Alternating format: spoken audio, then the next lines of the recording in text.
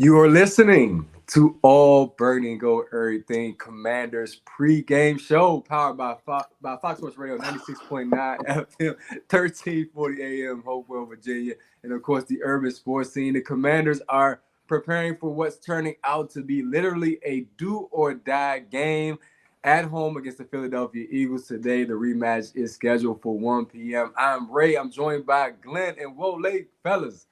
What's going on? It's good, bro. What's up, man? What's up? It's like a cold red game, I guess, man. But we can get into all that. But before we get into all that, let's get into the particulars. Hey, subscribe to our podcast on Spotify, Apple Podcasts, and Google Podcasts. Just search All Burgundy and Gold Everything. Also, tweet us at ABG_everything. Hit us up on IG at ABG_everything. And like our All Burgundy and Gold Everything Facebook page. And if you're watching this on YouTube, make sure you subscribe to our All Burgundy and Gold Everything YouTube channel. Hit the red subscribe button and like this video. All right, here's our rundown. We'll get some updates live from FedEx Field. We'll talk about D-tackle Fedarian Mathis being active today. We'll debate whether Washington matches up well against the Philadelphia Eagles. We'll also talk about the keys for Commanders' victory and predictions, and then finally we'll select our Commanders fantasy football selection for the day. All right, but live from FedEx, we got our Fox Sports Radio Commanders reporter Felix Trammell on. What's going on, Felix? What's up, brothers? Y'all seem like y'all had a long night. Oh, I had a long one. I'm trying. I'm trying. I see that coffee in them. Lot going on. Just tea, green. Just black tea, actually. Black tea.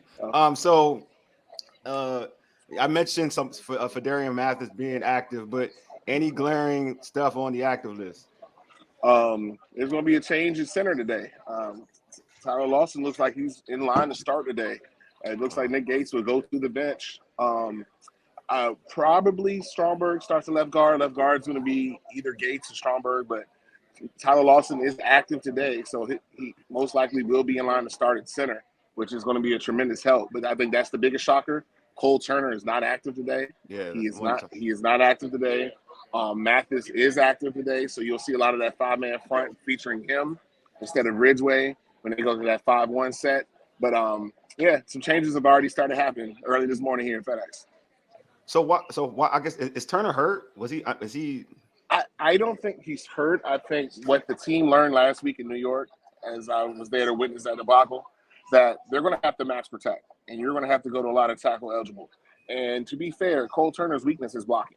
He is not a blocker. He was never designed to be a blocker. He's not used as a blocker. So if he's not going to be there as a second tight end, third tight end to block, you might as well sit him down and have the extra player somewhere else because they're going to have to go to a lot of heavy personnel today. You're going to see a lot of double tight end, even three tight ends as Lucas is the coming on the way. So I think that's the biggest shocker in all of that. But that's something that we have to wait and see. But I think Cole Turner's not hurt. I saw him walk in this morning. He was perfectly fine. He walked in with me. So I think this is more of a personnel decision. Why is Stromberg not at center at guard? Tyler Lawson's the better center. Okay. That's the easiest thing to say. Tyler Lawson is a better center. And two, he's a veteran. He understands pressure because the Giants' best two pass rushers were interior. The Eagles' best two pass rushers are interior. Your center has to be strong with communication, especially when you have a rookie quarterback. So you go with Lawson because Lawson is the more veteran out of the group, and he's the better center. Oh, Glenn Ray, you have anything you want to ask Felix? Yeah, I mean, obviously, it sounds like based on what moves they're making, this team is trying to save their season because there's a lot of chatter about if you lose this 0-3 in the division, then it's going to be a fire sale. What's the energy like right now? And where are these guys getting their motivation from? Are they listening to the noise? Are they playing for the name on the front of the jersey or the back of the jersey? What's your vibe on this team right now, or your read, I should say? It's hard to tell. This bunch has taken the character of their coach, Ron Rivera, so they're always like flat. They're always like even killed. You never see any emotion. And I've talked about this for weeks. No one ever seems angry.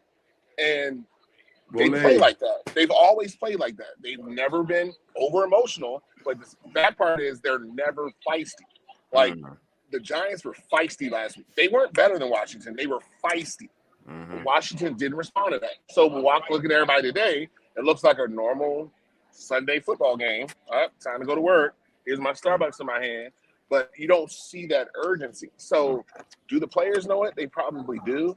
Are they going to react physically? No, because that's just how the team is modeled. Those type of guys don't exist. So when you heard Jonathan Allen's rant last week, when I was standing 2 feet from him, and he's looking dead at me and he says it, I'm like, well, I get it, but who's going to say it to y'all? Who's going to be that fire? Because there's no fire coming from anywhere else. So walking in, they look like normal. So I can't even honestly tell you. I feel like they're going to compete today because that's what they do. They play up to competition and they play down to competition. So this competition is up, so they're going to play up. But I've said that all season. I think I've been talking about all season. Teams take on a persona of their head coach. It's regardless. Teams take on. If you look at the teams real good, they take on a persona of their head coach. Go out to Los Angeles Rams and the guys are excited. They're fun. When you go back to Seattle Seahawks, right? When it was good, right? People Pete Carroll, they took on the persona of Pete Carroll. If you go to the college level, look at Colorado. But again, you always take on the persona of your head coach, man. But Felix, it's been a lot of talk this week about trade rumors, man. Trade rumors all week with Montez Sweat and Chase Young. What's their energy like this morning? Chase looks like normal Chase, which, like I said, doesn't read much. But if we're going on trades, I would say 50% none of them are traded. 30% Montez would be traded. 10% Chase Young would be traded. There's more value in Chase than there is in Montez, but they're not all putting out eye-popping numbers. Yeah, there's more value because of Chase's age and hometown product. That's a marketable thing. So that might be an upstairs like, no, we're keeping him because we'll pay look him. at Glenn's face. I know Glenn may not like what I'm saying, but Glenn. But in all sincerity, go ahead, go Felix. Yeah. I don't think either one gets traded. Because in second, I want to say this: I don't trust this team to make a trade. I wouldn't want them to do anything. Exactly. I'd rather them ride this out, let it fall apart if it falls apart. If they go 8-8, let them go 8-8. They make a run, let them make a run, and you clean house in the offseason. I do not want this regime to do any sort of trade because then you're trading for trade's sake. Because if you can't get a second round pick, why in the hell are you trading them? It makes no sense. So you put yourself in a situation when you didn't extend one and tag the other. So this is what you brought. Now you got to ride it out. Because if a team's just going to sit there and be like, we'll give you a third rounder because we know y'all are just trying to do something, and you're dumb enough to do it, they are who we thought they were. They are exactly who we thought they were. So they can't do that. The rumor is, though, that one of these guys could end up walking at the end of the year, and that's what the team is concerned about. So it's like we might as well get value while we can. Well, I mean, you can control either one. You can franchise one. If you throw the bag at one and franchise the other, neither one of them leave. Yeah. Like you're going to have upwards of $90 million in the offseason. There's no way you can't.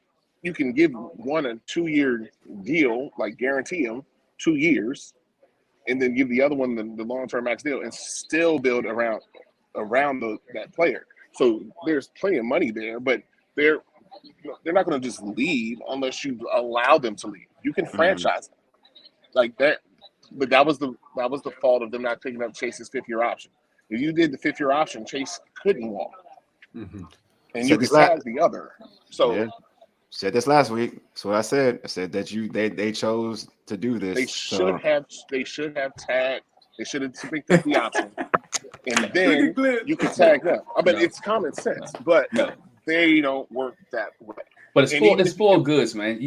Guy was hurt. You got to see how you, as an organization, from a business organization, I want to see how you respond off your injury, right? So I'm not going to tag you a 5th-year option if I don't know you can produce. If I don't know, and you almost lost the bag. If we go back to productivity, right? Go with the based off productivity. Montez Sweat is more productive than Chase Young. So when we talk about value, I'm gonna give value of the guy who's gonna give me the most production. The most production, the most safe place is Montez Sweat. But let me jump and say this. The issue, I said this is what I said last week. One, you have to you have to do the extension on the it's an option. The reason why you had to you should have took the option is because one, he was rookie of the year. We're not talking about a dude who was a rookie of the year. We're talking about a rookie of the year, and arguably at that time one of the more impactful rookies in that season. Period. Like he was making game changing plays. Had a big knee injury that took him off for a whole year. Right? Came back towards the end of the season, even not looking as normal as possible. We all saw oh, he's better than we thought he was going to be with that knee injury. We already assumed that he could be even healthier when you give him the next season. So then now you have the option. If he even plays half to his ability at half his ability as a rookie, that's worth the 20. That's worth the 20 because again, if he plays over that and plays to his capability, you got to pay more than a 20. Because a pass rushing end is more than a 20. So I'm saying it benefits you, period, just to do that, to give him that money for that 1 year. Because now you put yourself we're in a situation where they are now. They're fighting between Montez and Chase. What you could have done is give Chase the extra year. You franchise Montez and work a deal. Now you got to worry about franchising one and giving one overpaying for the other. So that's the issue. So they Ron Rivera messed this up. Point blank, he messed this up. Now, I want to say this, and I know Glenn, I know he's talking about value. If you're talking about impact, Chase has a bigger impact. Chase has done more in his games this season than Montez has done in every game he's played this season. And I'm being straight up. If you look at the film, Chase is more impactful than Montez is. Now, going back to the thing, you tag him, like Wale just said, but you tag him because if you do want to trade him, it's a better tradable asset. If a team knows if I trade for him, I at least got him for the rest of this year and the next year under contractual control. So they're more apt to give you more value for him if you would have picked up that 5th-year option. So now, even then, you're still shot yourself in the foot because the team's not going to give you that much because they know he can leave anyway. So that's why you should have done it. Not saying that he's a better player. He's more impactful than Montez is. But here's the point. He is more. Chase is the quarterback. Montez sacks the quarterback. And so that's the difference. Statistically, Chase, how many sacks has Chase Young missed this year that could have impacted the football game? Right? Listen to what you just said. Just impacted the game. Chase is the one that's making the impacts. Montez is getting the finishing numbers. Montez isn't getting there without Chase forcing the issue. But Chase ain't finishing the job. Because I'm gonna prove the point. In Atlanta, when Montez goes out with his thumb, Chase is on the one side. Who got the sacks? Casey Toohill. He had 3 of them. On the opposite side, because Chase had the impact, forced the pressure. Casey gets the cleanup. That right there proves your thing. That's working as a team, though. That's working as a team. That's this year. But if you go to even last year, when there was no Chase Young, Montez still produced. They both like this thing. It's not pinning one against the other. That's not the whole topic. I'm not trying to pin one against the other. I'm just saying they're both impactful players. I even said that Montez has been. Like I said, I prefer Montez in terms of his play. That's always been my perspective. But I've also acknowledged the talent of Chase Young. It's all about ability. If you tell me who's got the most ability, I'm gonna tell you that Chase Young has the most ability. But it's also, if you're talking about who's done it so far, it's been Montez. But both are great players. I mean, potential great players. It's not pinning one against the other. I think they both work hand in hand. For instance, what Felix is saying, Chase does funnel pressure to Montez, and vice versa. I've seen Montez funnel pressure for Chase. They're a good tandem. The issue is that isn't I don't want it ever for them to be Chase or Montez, because basically they messed it up to a situation where this is what it is. It's not a Chase Montez issue. It's a Ron Rivera messing up issue. It's you had the opportunity to say, all right, let me give you this extension on a rookie extension deal. You get the last op. I can still keep Montez. I can work a deal with Montez and make sure I have Montez for the next year. You messed this up to a point where you can lose one or both. That's what happened. That is on this regime. That is not an indicator on the players. I've always said it's not the players' fault, in my opinion. It is the people, the regime's fault for messing up this situation. I love it. So no ownership got to come in. Ownership got to come in and give you a general manager. Jason Wright. What Jason Wright in this conversation? Right? No, I agree. Ray, what you want to say? You want to say something, That's Ray? another discussion, bro. We ain't gonna hold you up though, Felix. Yeah, Felix, real talk. AJ Brown is in the building. I'm sure it is PTSD because of what happened and the last matchup in Philly. What do you think that's going to look like today? Who's going to be guarding him or defending him? And then is it all green in that stadium right now?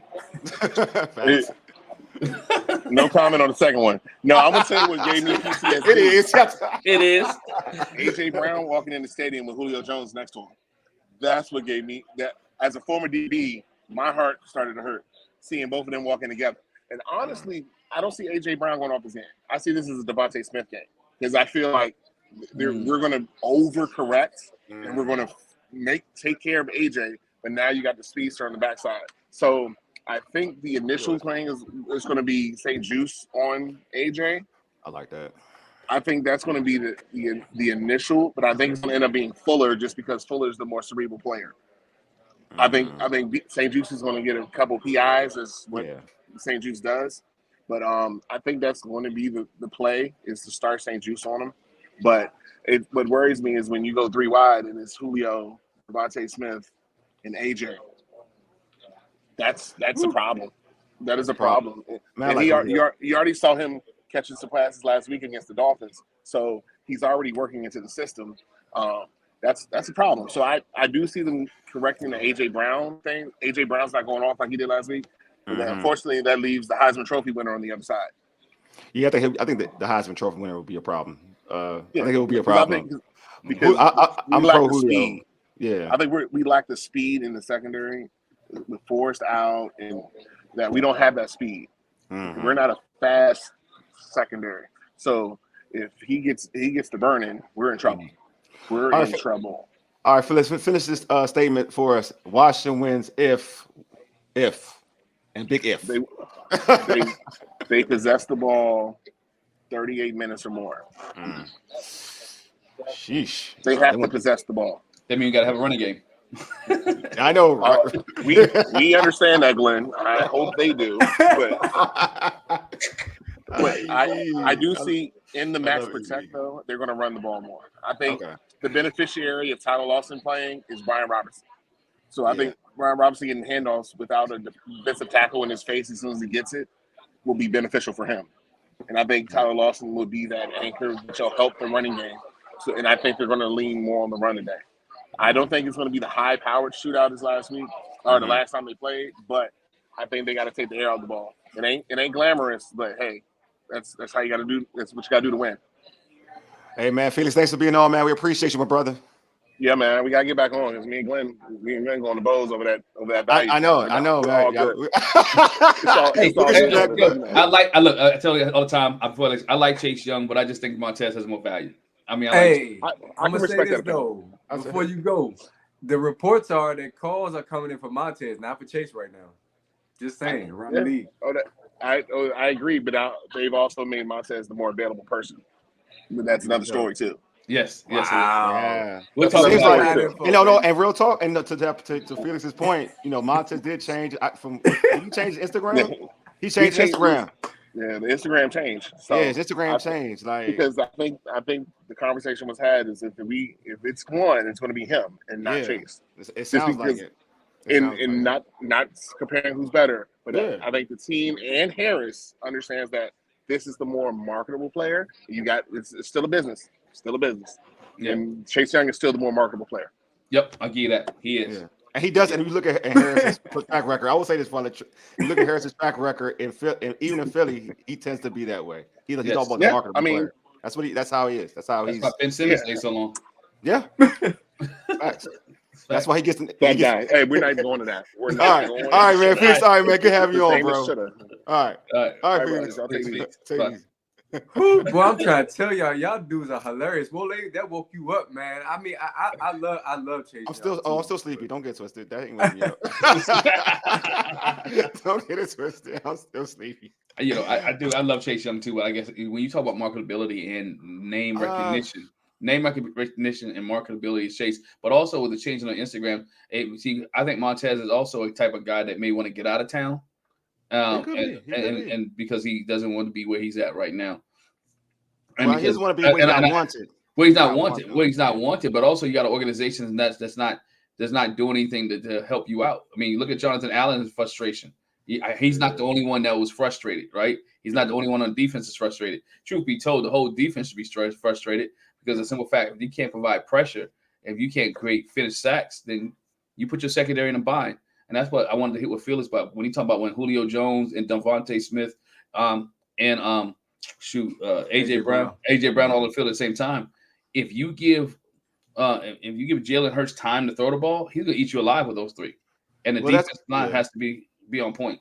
That's gonna have to be on Jack Del Rio because again, you're going against the best, to me, the best offensive line in football. You can't always expect to win with your four against the best offensive line of football. You're going to have to try to scheme up pressure. Just it is what it is. Like, I mean, we growing up watching like the Hogs, like the real version of Hogs. I mean, and you saw teams with awesome defensive lines go against them, and they weren't just going with their four. I mean, I saw we watched the New York Giants.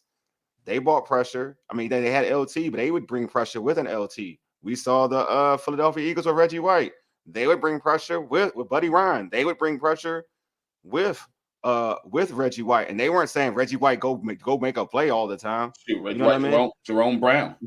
They weren't saying go make a play all the time. You know what I mean? Jack Del Rio for the most part is like go make a play all the time. You know what I mean? So to me, it's back on Jack Del Rio to help manufacture pressure. So if he can do that with that, I think that can help out. But yeah, it's interesting. Like that matchup is going to be very interesting. But we talked about Mathis, the D tackle coming back. I'm going to start with you. It's going to be his first regular season game since last year, and he only played that first game against the Jaguars. What are your expectations for him today? I'm expecting him to do okay. To be honest, I don't know why you acted. To be honest, right? Yeah, to do okay. It should do okay. You know, I mean, he's not gonna make an impact like Chase Young did with his first return back, right? Yeah, he's gonna be around the ball. He's gonna be there. You know, maybe 2 or 3 tackles, maybe call his name once or twice. Yeah. But to me, you know, he's not gonna be that much of a difference in this contest. Yeah, I totally agree. I don't know if he'd be better than Ridgeway, to be honest with you, man. I don't even know if he'll be that much better than Ridgeway. We'll see. I mean, he was the guy that was supposed to, their draft is amazing. He was the guy that was supposed to replace Deron Payne. And then Payne balled out. Now they just have a D tackle just to have it. Again, this regime is funny. So we'll see. He better play well. That's how I look at it. Just like when you traded Trent Williams, I mean, all their players have better play well. Like the players they traded for Trent, they better play well. Same here. Like you drafted him when we already had Deron Payne and Jonathan Allen. You didn't need anybody in terms of a second round pick in that spot. If you were even thinking about keeping Payne, if you really were thinking about keeping Payne, you shouldn't have drafted him that high. So, well, he better produce it. He better produce at a high level. That's how I look at it. He better produce at a high level. Ray, you have any expectations for him? No, man. I think I'm with you guys on what you said. I'm not going to add too much more to that. Right. The personnel moves are interesting around there. I'm going to say that much. Yeah, very, very interesting. All right, so almost everyone has the Commanders losing to the Eagles. However, the last 2 games, the Commanders have been competitive against the Eagles. We mentioned the game this season, the Commanders losing in overtime to the Eagles, and also last year the big Monday night victory when the Commanders beat the Eagles in that game where no one thought they would win. Ray, do you feel that this team matches up well against the Eagles, or it's just a division game type thing? No, I kind of. I agree with Felix to where he said that this team plays up to their potential when they see a really good team line up against them. You're talking about the defending conference champions and one that right now, record-wise, they're the best in the league. The Dolphins are considered a top team in the league, and they made it look easy. It was some self-inflicted wounds that made the game look semi-close, but it wasn't. They still won by blowout. So this is the best team in the league right now, according to many. And, I mean, this Washington Commanders group always plays them tough. It shows the amount of talent that this team has, and when they come to play, how good they can be. So I think that's what it is, man. For whatever reason, they seem to find that motivation when they play against the top team in the league. So I think that's what it is, man. But unfortunately, you got to find consistency. And I think if you're going to establish consistency, you do want to do it against one of the top teams. I know that fans today, even with a victory today, I don't think it's going to please the fans. That's my issue, and it's not going to necessarily appease ownership. I think Ron Rivera is still out the door. I just think the vibe around the team right now is just, unfortunately, it's so I don't want to say negative, but it is negative. It's I bad. mean, it is, but it's not good. I don't know what the word I'm looking for is. It's like, even if we do well, we can make the playoffs. We still know there's going to be sort of a change, and obviously a big change, and you're going to see sort of a cleaning house. So regardless of what happens, I think that's the vibe, and that's why I'm wondering what they're playing for today. I really do. What about you, Glenn? Do you think they match up well against this squad? I do. I think so, man. I think they play. They give you a good game, they give you a bad game, they give you a good game, they give you a bad game. It's true. It's very true. Right? It's very true, right? So if you're looking at that, this is an opportunity for a good game, right? This is an opportunity for a good game. It's gonna be a close game, but it's gonna be a good game. I don't think they get blown out. I think it's gonna come down to a coaching decision. And oh man, it really does. I mean, the last one came down to a coach's decision, right? You go for one, you go for two, you go get the field goal, right? The field goal came down to a coach's decision. And the answer that he gave last time was because the guys were tired. I've never heard that, right? I've never heard that before in my life. He's Rivera, man. I've never heard that. It's a such thing as coaching. There's such thing as momentum, right? Yep. Nobody would have looked at him any different, Riverboat Ron, if he had gone for two and they didn't get it. I agree. I kind of agree. They'd have been like, you know what, you're on the road.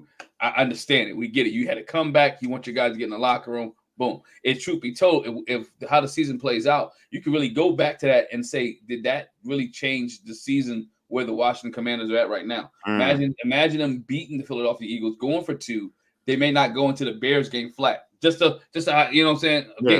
Because you're riding the high of beating the Philadelphia Eagles. So I think this comes into a coaching decision. I think they play better. I think they're not because of the coaching staff. I think some of these guys have a pride issue right now, and it's about pride. I think the two guys that we talked about earlier, Montez Sweat and Chase Young, I think they're gonna play better just because it's Sunday. And if you're auditioning for somebody, guess what? I'm gonna put my best foot forward, you know. And I think that's where they're at.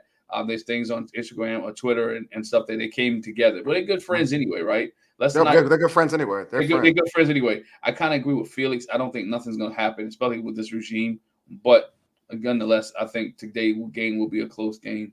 And I think, I'm not going to say who I think will win because my heart says one thing and reality thinks it. Of course. Hey, George gave us a comment on YouTube, said this is it. If the Commanders get beaten badly today, then fire Ron or Jack or both and tell the NFL we are open for business for trades. Adam Schefter reported that this game is a big indicator of what they plan to do in terms of trades or whatever. If they lose this game, chances are they'll trade whoever. I know for me, we had Darian on, was it last week, and Darian said it on the post game show, which made a lot of sense. He stated that he doubts that, to your point, Glenn, and Felix's point, that he doubts that they would trade Chase and Montez only because this regime needs to win. This regime needs to win, and they can't. Draft picks don't help them out because they're going to lose their jobs after the season. So draft picks don't help them out. It's not they're gone, so they can't make any trades. In that aspect, why would they trade? They have all the power. Why would they make trades? Because toward the end, they're going to be gone, and the other GM, the other coach, they're going to benefit from those trades. You know what I mean? So it's they need to save their job. So why trade the good players when they have an opportunity? If they go on a run, they would have an opportunity to keep their jobs. So I agree with that. I do think that it's kind of backwards for this regime to trade the Chase Youngs, the Montez Sweats, any productive player on this team away if you're trying to keep your job. If I'm trying to keep my job, I'm not going to trade away those players for a 3rd round pick or a 4th round pick. What does that do for me? What does that do for me to try to keep my job? So in that aspect, I do think that it's going to be hard for them to pull a deal off, unless the deal is too sweet to resist. You know what I mean?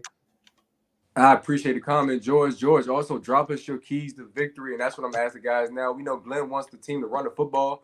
So, Wole, what's your keys to Commanders' victory today? Sam Howell has to get sacked how many times? in order for the Commanders to position. Oh, just 5 games, just 5 sacks, dog. 5 sacks. Only sacks. 5 Only 5 sacks. 5 below. 5 below, bro. 5 and below. Anything over that is like you're done, son. Anything over, just need 5, man. 5 sacks, bro, and he good. Like 5 sacks and he's good. I think for me, it's the limit. I think the keys to victory for this team, because I feel like, to me, the Eagles, their offense is based on explosive plays. I don't think they're not, to me, a team that travels down the length of the field enough to me. So it's explosive plays against Washington. So Washington has to limit the big plays to, Devontae Smith, who made big plays against them last season. This season, AJ Brown. Like they can find a way to minimize the big plays. I feel like they have a good opportunity to win the game, not just compete, but to win the game. Because I felt like that was the issue. If you look at the game in Philly, that's the reason why they lost the game. It wasn't like the Eagles were driving the length of the field and at will. They were getting explosive plays, almost like the Chicago Bears game, to be real with you. Like they were just getting explosive plays left and right. The Eagles were doing the same. Now you take away young boy Emmanuel Forbes, and no knock. I think Emmanuel Forbes is a good player, but you take away Emmanuel Forbes, who's getting up those big plays. We'll see now if St. Juice is ready for the task against AJ Brown, because I think Fuller will be on Devontae Smith a lot. And I think AJ Brown and St. Juice is a better matchup because they're both physical, and St. Juice is physical and he has more of a build compared to a Emmanuel Forbes. So I do think that kind of works out for St. Juice's favor. But they better have help for St. Juice, because at the end of the day, St. Juice ain't him when it comes to checking AJ Brown. What about you, Ray? What's your keys, bro? What are your keys? Here we go. We got my man. George. Okay. This is George's keys, though. George, the keys to victory. Jalen Hurts must get hit early and often. When he gets hit a lot in the pocket, he starts to lose his timing, true, and get Terry McLaurin the ball early in this game. I agree with that. I totally agree with that. My keys is you want to do what you did in Philly. You want to get out to an early start. They got an early 10-0 lead in Philly. That was the first time in this season that they led to start a game. They had an drive touchdown too, which was huge. They led at halftime. I think you want to get the momentum on your side. He often says is when we become one-dimensional is when we have an issue, and playing from behind is not good for this team. Could y'all hear me? Yeah, I got you. You sound like me today, Ray. With the stats, man. Like, yo, but they definitely need to score first, and they need to stay score often, man. Score first to stay often, man. Felix talked about possession, controlling the clock. Yeah, time of possession, controlling the clock. They do need to control the clock. If you keep the Philadelphia offense off the field, you're fine. They also need to win third down. I believe last week, third down, they were 0 for 18, something crazy, right? Something crazy like that. So they need to get off the field. They need to be able to create third downs, turn third downs into first downs, and then first downs into touchdowns. The team needs to score, and they need to be able to stop the Philadelphia Eagles offensively, especially Jalen Hurts and that wide receiver core.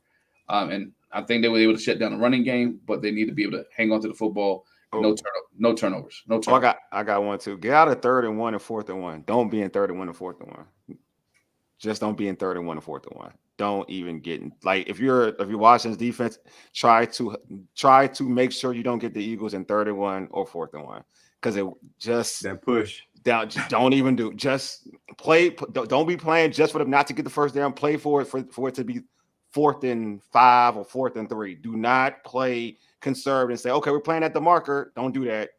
Take away the marker and some, because it don't matter. That that play cripples momentum if you're a defense. I don't care what it is. Like it cripples momentum, knowing that you feel like you're going to get off the field. And I'm talking about it could be on their 20-yard line. They want to go for it because they know it's an automatic.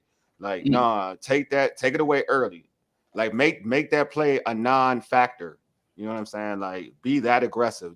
And watch what the Jets did to him, to be honest with you. Yeah. Watch what the Jets defense did to him. The Jets defense didn't have Sauce Gardner. They didn't have Reed. They didn't have none of their starting cornerbacks at all. And they still made that Eagles offense suffer. So I'm like, bro, copy that game plan. You know what I'm saying? My man, Super Chef says salute from the church, fellas. I'm ready for this game. Appreciate you, homie. Appreciate you, homie. Appreciate Yeah, you, homie. came for church too, man. Just make sure you leave an offering. Make sure you leave an offering there. Hey, cool stuff, bro. We Good stuff, appreciate brother. it, man. Appreciate you. Yeah, but do that. Well, I tell you who's not coming from church. That's Phillies fans, and that's why I think this game might get out of hand today because it's going to be all green up in that state. You heard Felix when he answered the question. Yeah, he was. That's good though. But they play better on the road, right? So that's good. They play better on the road. That 2-hour drive. They play better on the road. I mean, Washington plays better on the road. Let this be a road game. They play better on the road because they play horrible when the fans support them. They play horrible. I'm keeping the buck. They play horrible when the fans support them. Buffalo, they support Buffalo, they came out, but the Chicago game, horrible. And they were all out there for Chicago. All of them were out there for Chicago. And the Cardinals game. I mean, and the Cardinals game, they ain't play good. So I'm just saying, I'm just keeping the buck. Let them all be there. Let them all be there. Boom. It doesn't matter, right? Do it all. Do it all, bro. Do it all. I'm serious. Hey, y'all think we see Emmanuel? Y'all think we see Emmanuel Forbes at all today? Oh, yeah, we'll see him. Sam said we just need a win because we are tied. We tied to losers coming on. Coming on Commanders. Do I see Emmanuel Forbes? Yeah, it's Forbes. He played last week. He played last week. I mean, you're going to see him limited, but you're not going to see him with AJ Brown. I know that much. It's just, I mean, that's the real question. You ain't going to see him with AJ Brown. Right. I want to see desperation. That's what I want to see. I want to see all out blitzes. Yeah. I want to see you playing all the way to the last whistle. I want to see turnovers. I want to see this team say, you know what, we care about this season. It's not about saving Ron's job. It's about pride. It's about playing for the name on the back of the jersey and the front of the jersey. I want to see what they come out with, that energy, man. I'm telling you, listen, I know I sound crazy because I say it all the time, but Felix started off the show with it. He was like, he's right, though. They come out flat like they coach. He said they got coffee in their hand. That's why I died laughing. Normal day. All right, it's not a normal day. It's not a normal day. I just don't get it. Like I'm not the athlete I used to be, but at the same time, these dudes are in their prime. Like I can't compare myself, a 42-year-old bum now, to some guys who are making a lot of money to do this. Yeah. And they have such talent. That's the frustrating part. They got such a talented squad, bro. They got talent on the defense where they should be automatically top 5. I swear. I agree. I totally agree. And they got one of the best receiving cores in it. I mean, outside like Miami, maybe Philly, but dude, why aren't you winning? Because he's not a good coach. People don't understand that. He's only had 3 winning seasons out of 13. And before when he got hired by the Washington Commanders, he only had 1 win. Again, the hire was never good. The hire was never good. People wanted to change. It wasn't a good hire from the beginning. He just had some players that was able to. He got lucky. Let's be honest. He got lucky during COVID season. 7-9. The whole division was bad. Yeah, he got lucky. Right? He got lucky. He got lucky. Right? The whole division was bad. 7-9. They got in. Right? Boom. Last year we saw he just can't get. He's personnel wise okay. Getting guys to buy in a little bit good. He has a good story behind him, recovering from cancer and all that. That's fine. But as a football coach, he is struggling to get these guys to live up to their potential, and they're not living up to the potential because of the head coach. EB's not the head coach. The offense is living up better to their potential than the defense is just by EB coming in and being an offensive coordinator. Let's be honest. They're doing better than they did last year. That is one of the difference. Ron Rivera cannot motivate these guys to be better, and it's time for a change. Super Chef also had we will win this game if we blitz and Sam can step up in the pockets that opening up and hit them reads. Also, he said one more thing. He said I watch every film and it's always someone open. I think he's talking about the receiving core. Yes, that is. That was last season too. But my thing is, Glenn, to your point, Coach Rivera, what did he play when he was a player? What was he? The D coordinator. What was Jack Del Rio? He was a D coordinator and a head coach. I don't understand why. At least defensively, you're not strong, bro.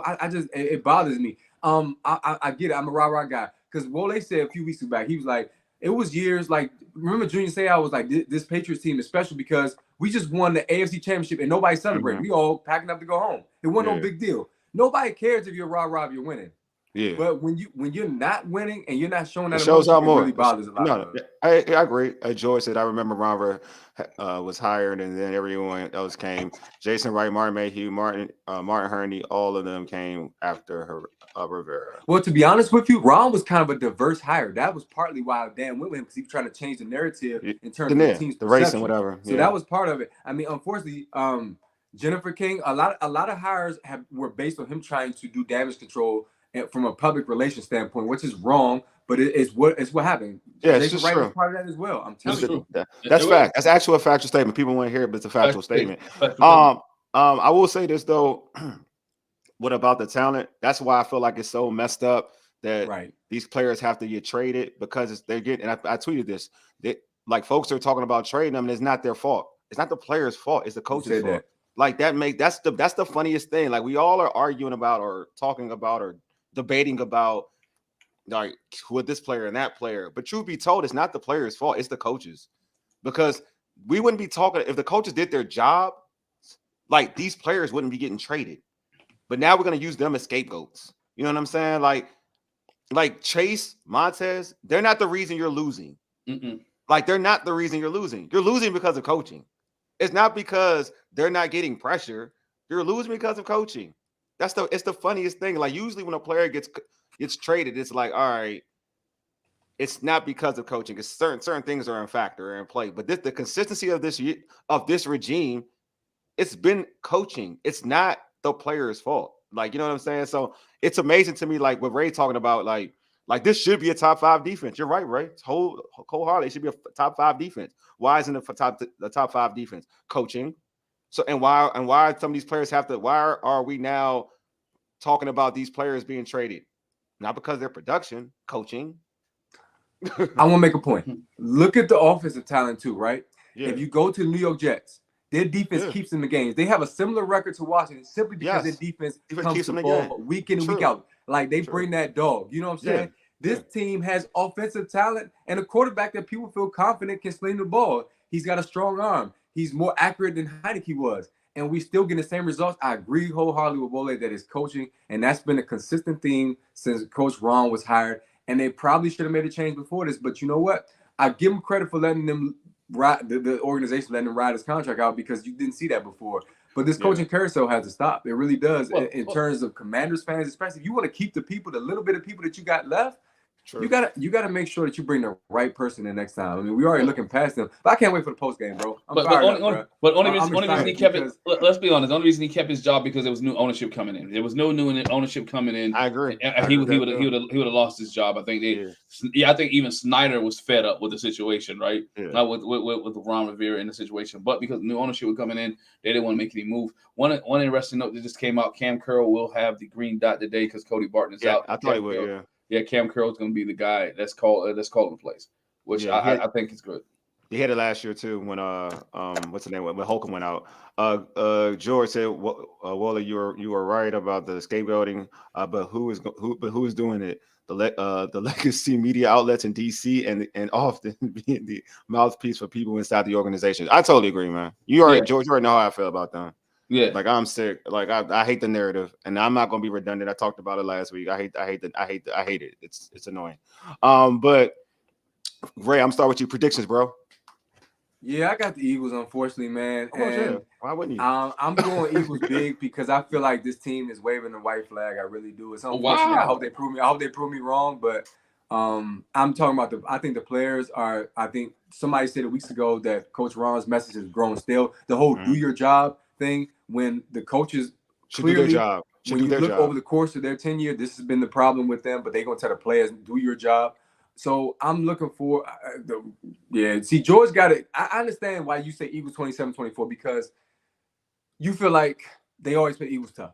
Yeah. And I get that. But I feel like right now, this season, based on the body language, based on what Felix said, I think the players are going to hang it up. And based on how the Eagles are rolling, and their coach is a savage.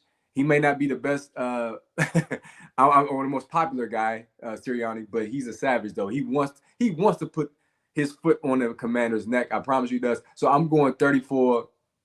I'm gonna say 34-10. Okay. So George said Ray is right, and the team is waving the white flag. There has to be changes after this week. Yeah, I feel like if it's a blowout, he's fired. I'm gonna be real with you. I think if it's a blowout, he's fired. If you can't keep Sam upright, man, and then I'm gonna keep it a you're buck. not gonna score a lot. If that happens, they quit, then he's fired. I think it's gonna be that simple. He's just gonna be gone. If they quit, to your point, right? I think he's gonna be gone. Glenn, your prediction, bro. Hope I'm wrong though, y'all. Yeah, I'm like Ray, man. I think this team is a little flat. I think they can try to give it their best shot, but it's just not gonna work. I'm gonna say 35-17. Okay. I'm 35-17 where I'm at. Just because I think Eagles have a sour taste in their mouth from last time. That they made Washington came back and made it close, right?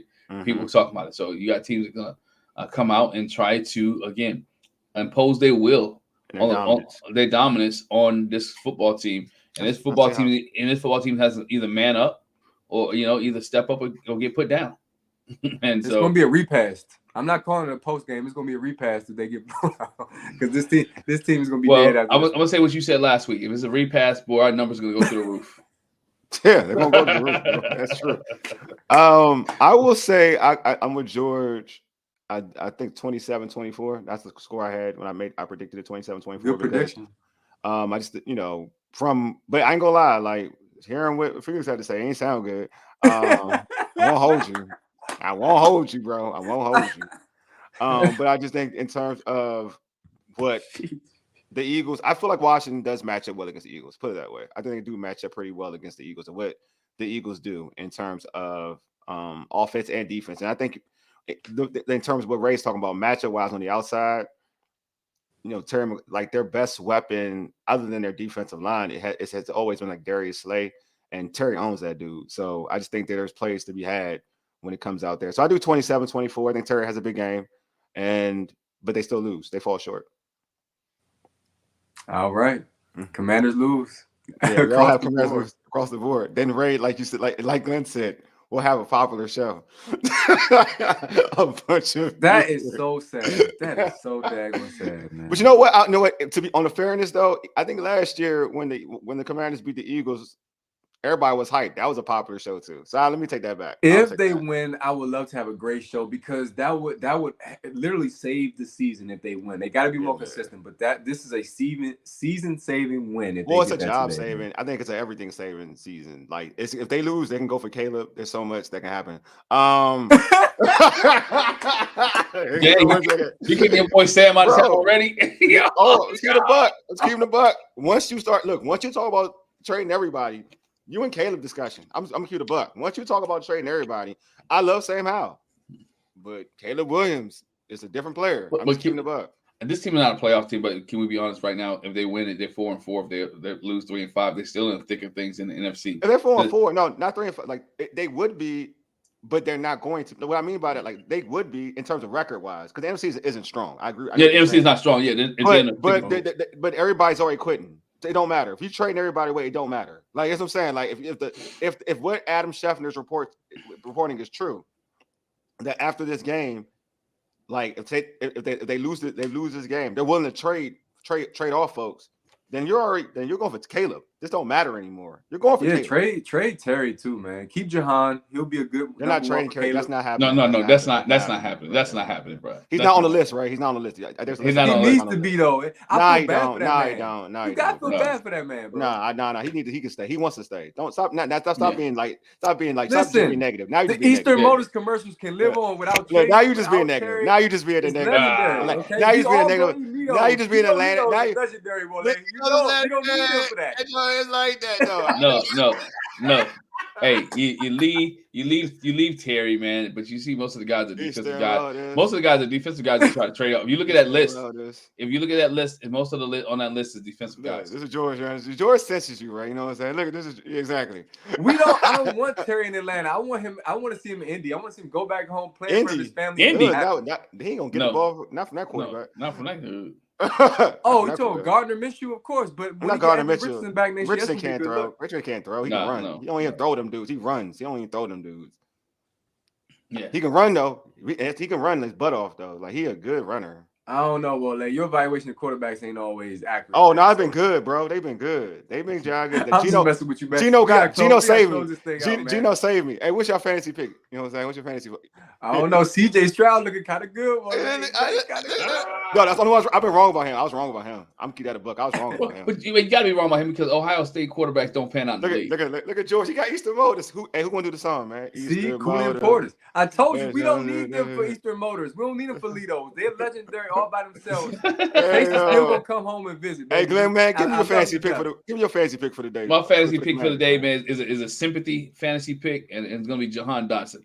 I think Jahan Dotson is sympathy. This dude needs the good PR right now, right? Jahan, We talked about church. I hope he went to church. You know what I'm saying? Jahan Dotson. Jahan Dotson is my fantasy pick. I think today he's gonna have a good game against the Eagles. He got a good game last week if you really look at it, right? Except for the fact that he didn't catch the pass at the end, but that's the one to find. He had a decent game. Hey, listen, I'm scared to make a fantasy pick. I ain't gonna lie, because I got so many messages and calls about Bijan Robinson and parlays and all this stuff, man. Listen, yeah, I'm man, a fan of he the better Falcons. play. I had nothing to do with that, bro. Why is but he anyway, not? He playing? Is he playing? He playing? Because I need him to play. Hey, hold on. Can my fantasy pick be the Eagles defense? Nah, bro. I said with Washington, man. I know. I'm just joking, man. They get sacks though. That's a guarantee. Hey, I'm gonna go Antonio Gibson. I think he's gonna be that guy that's gonna be a safety blanket for Sam Howell getting the ball out quick today, and he's actually explosive when he gets the ball. I like Antonio Gibson to put up good numbers today. Explosive. Right, don't talk about inside Joey. Hey, I'm gonna say, you know what? Because they want to trade everybody on defense. I'm gonna say the Washington defense, bro. That's gonna be my fantasy pick. They're gonna get some sacks. They're gonna turn Jalen Hurts over like once, and then you know I'm gonna put the Washington defense. I'm gonna show them some love. I've been hating on them, but I'm giving them some love. They've been all right the last 2 games, so I'm gonna give. They should be top 5, man. They should be top, dude. I think they should be to be real. I think they should be feuding with the Niners for the best defense. I think they're that talented to be. So which coach? I mean, we got to run. If they had a different defensive coordinator, which coordinator would you want to be at Washington? I mean, I would have that would make them a top 5. I would have anybody on the Niners staff. That's one. I think it would automatically translate. Look, just like Saleh in the Jets, he came from the Niners. Like Saleh so much. Like he came from the Niners. Like it would translate even more. I mean, truth be told, I mean, I'm just more like because I'm just biased. And he's out there in the market, and I've always loved him. Greg Williams, I bring Greg Williams back to I mean, he's doing the other squad. Greg Williams with this unit. You make that face with this unit. Oh no, I don't disagree with you. I be gambling all around, baby. I think it's realistic. That's all. Oh yeah, it's not. Probably no, it's not. But I'm just saying, like in terms of who I think, like with this unit. We've been loving Greg Williams forever. Yeah. I think it would be amazing.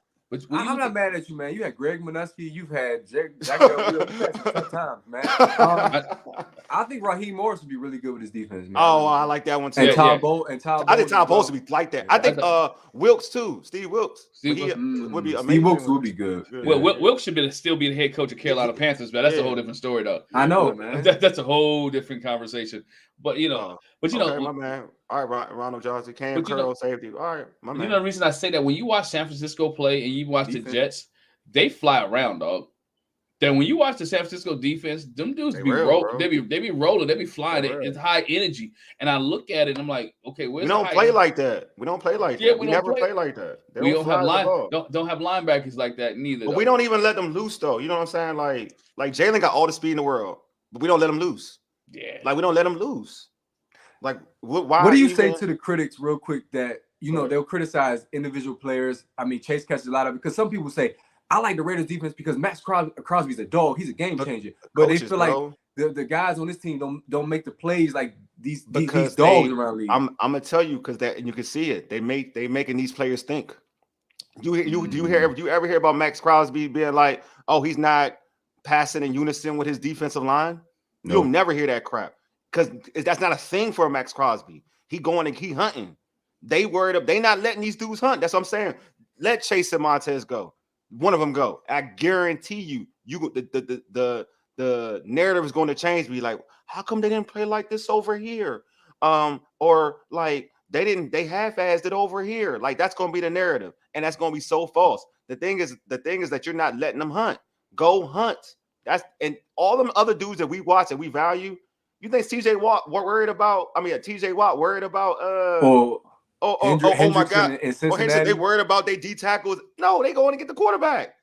That's how many yards. Like, watch Pittsburgh. How many yards you see Lamar Jackson? TJ Watt will be out of his lane. Lamar Jackson got the lane right there. He'll run and go. But here they'll be like, Chase Young, he didn't stay in his pass rush. Oh my God, that's why so and so ran. TJ Watt do the same thing. Folks be like, they just be on their own. But TJ Watt catching them. Chase Young misses. No, I know. I'm just saying. But I guarantee. No, listen, Glenn. I guarantee you, if Chase Young was somewhere else, we wouldn't be saying this. That's what I'm saying. Chase Young would be catching him because he ain't thinking. He would be catching him. I do give you that. I do get it. I get it. And it's same for Montez because Montez misses sacks too. Same for Montez. They both say like the same because Montez gets a lot of last year or a couple of years. He's been getting pressure for days, but hasn't got the sack numbers. That wouldn't be a thing again with a different defensive coordinator. No one's gonna ever Ford, Honda, Chevy, Beamers. Let's get it, cuz. Let's get it. I love it. You know, I love that commercial, bro. I love it. I love Eastern Motors, though. Been legendary, man. It is. All right, hey, folks. Like this show. Very legendary. Hey, don't forget to tune in to our post-game show directly after the game. We'll be on YouTube, Facebook, and X Live. Hey, Ray, man, be positive, bro. Be positive. I'm bringing fried chicken. Glenn, send the greens over. Wole, you can bring the jollof rice, baby. Let's go. Say anyway, subscribe to our podcast on Spotify, Apple Podcasts, Google Podcasts. Just search All Burgundy and go everything. Oh, and Doug's coming. He got to bring the. Doug coming. What can a white person bring? He could bring like the green beans. Green bean casserole. Green bean casserole. There you go. Just don't do no potato salad with raisins in it. Hey, subscribe to our podcast on Spotify, and Google Podcasts. Just search All Burgundy and go everything. Also, AVG_everything. I'm so done. On IG at AVG_everything. I like our All Burgundy and go everything Facebook page. Don't forget to subscribe to our All Burgundy and go everything YouTube channel as well. Hey, thank you all for tuning in. Anyway, you've been listening to All Burgundy and go everything powered by the Urban Sports Theater, Fox Sports Radio, 96.9 FM and 1340 AM. Hopewell, Virginia, 4 ages. You dig? Deuces, we out.